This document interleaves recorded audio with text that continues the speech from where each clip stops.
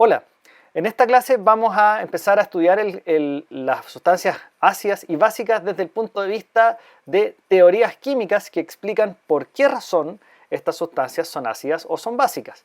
Entonces vamos a ver cómo funcionan esas teorías y vamos a ir identificando en el fondo qué es lo que tiene que ocurrir con estas sustancias para que puedan ser llamadas ácidos o puedan ser llamadas bases. Entonces veamos las teorías ácido-base en esta clase. La primera teoría que vamos a revisar es la teoría de Arrhenius. ¿Ya?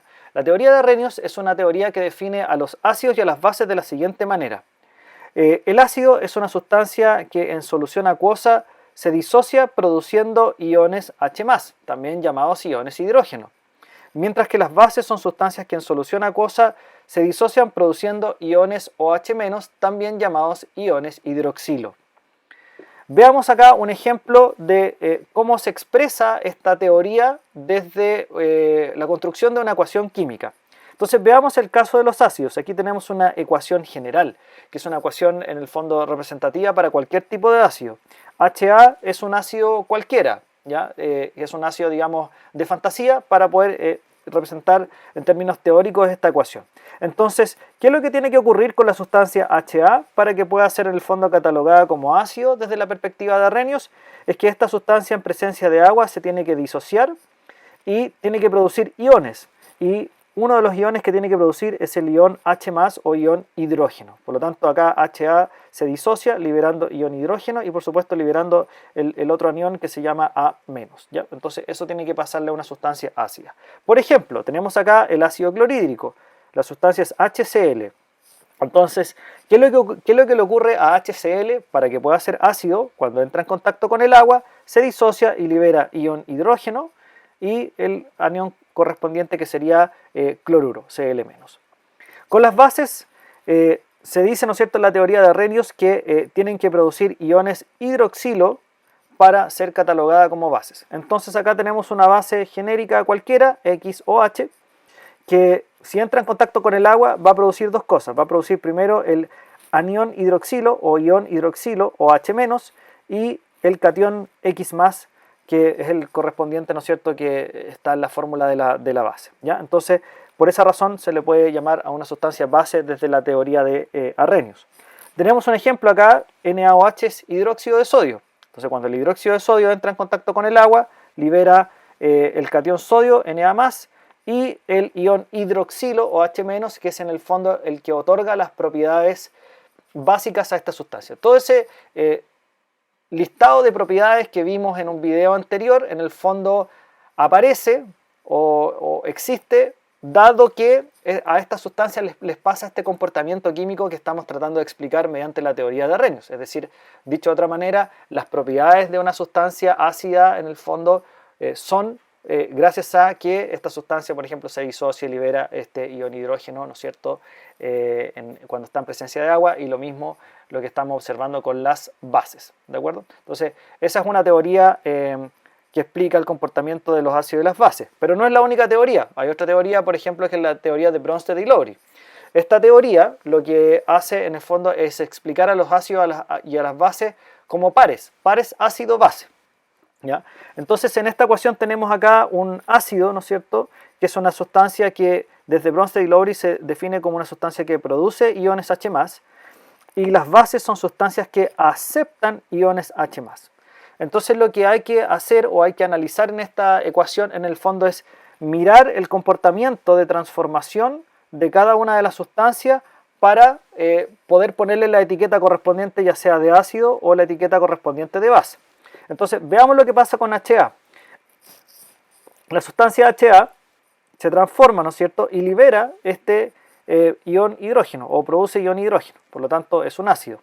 La sustancia B pasa de ser B a ser Hb+, por lo tanto aceptó un ion hidrógeno, por lo tanto se dice entonces que la sustancia B se comporta como base. ¿Qué es lo que da como resultado la teoría de Bronsted y Lowry? Que en los productos se forman dos nuevas sustancias que se llaman ácidos conjugados y bases conjugadas. El ácido conjugado es la base, ¿no es cierto?, que se transformó en este ácido conjugado, y la base conjugada es el ácido original que se transforma en base conjugada. Veamos un ejemplo para poder hacer el análisis completo. Acá tenemos dos ecuaciones y vamos a analizar cada una de ellas para poder identificar quién es el ácido y quién es la base desde la perspectiva de Bronsted y Lowry. Entonces, el primer ejemplo tenemos HCl que reacciona con H2O y se produce H3O más y Cl menos, ¿ya? Entonces, ¿cuál es el ácido y cuál es la base en esta ecuación? Entonces, veamos el comportamiento. Primero, sigamos el caso del HCl. HCl, ¿no es cierto?, se transforma en Cl menos, por lo tanto, perdió o liberó un ion hidrógeno. Eso nos lleva a la conclusión de que HCl tiene que ser el ácido en esta ecuación. ¿Qué pasa con el agua en esta ecuación? El agua pasa de ser H2O a ser el ion hidronio, ¿ya? H3O más. Al H3O más se le llama ion hidronio.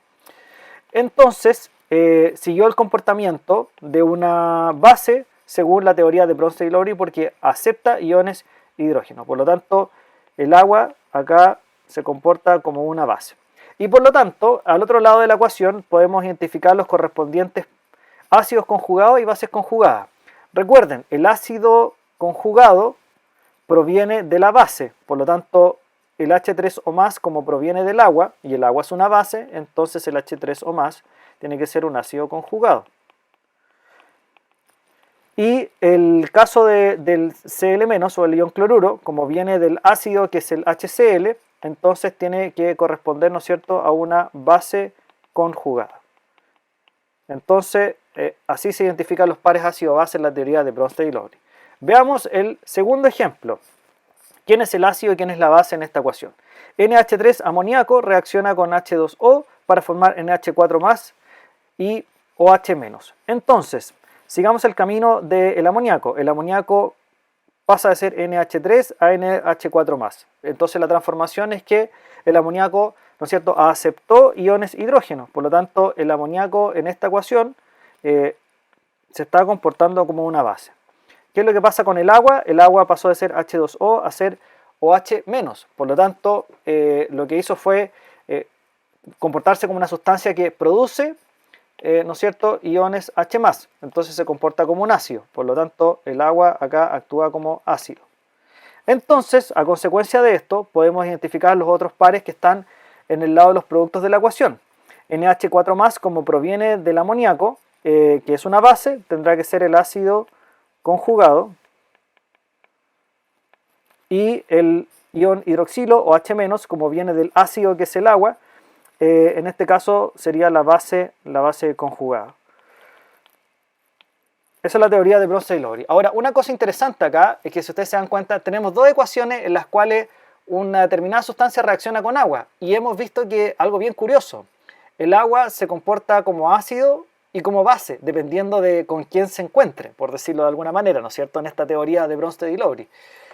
Y si ustedes recuerdan en el primer video, el agua la habíamos mostrado dentro de una escala de pH como una sustancia neutra. Entonces, ojo, en el fondo, neutra tal vez desde el punto de vista del valor de pH cuando el agua está pura, pero cuando el agua se mezcla con otras sustancias, también puede adquirir otros comportamientos de ácido o de base. Y de hecho es una sustancia bien especial porque si ustedes se fijan, el agua puede comportarse como base o como ácido dependiendo de la sustancia con la que reacciona. Y eso es gracias a la explicación que nos entrega la teoría de Bronsted y Lowry.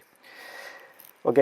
Entonces, y efectivamente el agua, ¿no es cierto?, son sustancias especiales que se llaman anfipróticas desde la teoría de Bronsted y Lowry, que son sustancias que pueden actuar, como bien se dice acá, como aceptoras o donadoras de iones H+. Tienen la capacidad de hacer las dos cosas al mismo tiempo y esas sustancias se denominan anfipróticas, ¿verdad? Entonces acá tenemos el comportamiento del agua como una sustancia anfiprótica. En este caso el agua acá actúa como una base, ¿no es cierto?, porque es una sustancia, ¿no es cierto?, que termina aceptando iones hidrógeno, y en este caso acá el agua actúa como un ácido porque actúa liberando iones hidrógeno, ¿ya? Entonces puede tener los dos comportamientos y depende de con quién en el fondo reaccione es ese comportamiento que va a adoptar, ¿ya? Si reacciona con un ácido, el agua se comporta como una base; si reacciona con una base, el agua se comporta como un ácido, ¿ya? Entonces eso es importante, es una importante consecuencia de la teoría de Bronsted y Lowry, ¿ya? Entonces acá tenemos otro ejemplo de la teoría de Bronsted y Lowry.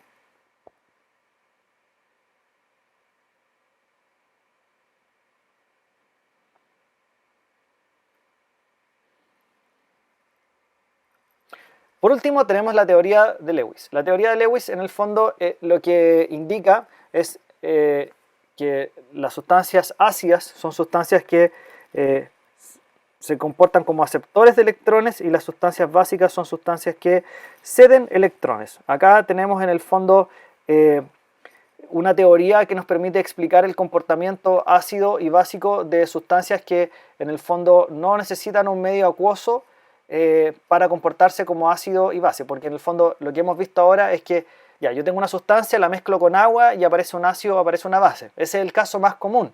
Pero resulta que también hay otros casos donde efectivamente hay sustancias que se les reconoce ese comportamiento ácido o base por las propiedades que habíamos visto, pero no ocurre en presencia de agua. Entonces, ¿cómo se explica eso? ¿Qué es lo que está pasando acá?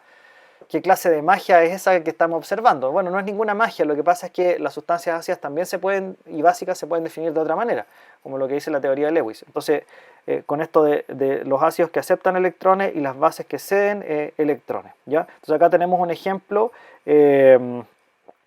acá tenemos el trifluoruro de bromo, que en presencia de flúor, ¿no es cierto?, puede aceptar electrones para formar el tetrafluoruro de boro, ¿no es cierto?, y en este caso transformarse en un ácido. Y acá tenemos, por ejemplo, el amoníaco, ¿no es cierto?, NH3, que en presencia, ¿no es cierto?, de ion hidrógeno, ¿verdad?, puede ceder electrones y transformarse en el ion amonio NH4. Es otra teoría, digamos, de la explicación de los ácidos y las bases. En síntesis, las teorías ácidos-bases las podemos organizar como en este esquema que tenemos acá, como de menor a mayor o de la menos general a la más general. Entonces, la teoría menos general, la que explica algunos casos en el fondo de sustancias ácido-base, es la teoría de Arrhenius. La teoría de Bronsted y Lowry amplía un poco más la visión de los ácidos base y finalmente la teoría de Lewis es la más inclusiva y la más completa de todas, porque en el fondo permite explicar básicamente todos los casos. Es decir, todo lo que pasa en Arrhenius y todo lo que pasa en Bronsted y Lowry en realidad se puede explicar también con la teoría de Lewis, que es la teoría en el fondo más utilizada y la más completa que existe hoy día sobre la explicación de los ácidos y las bases. Bien, con eso hemos completado en el fondo lo que son las teorías ácido-base y ya pasaremos ahora a empezar a estudiar un poquito más cómo calcular y cómo determinar algunas propiedades específicas de los ácidos y las bases. Nos vemos en otra clase.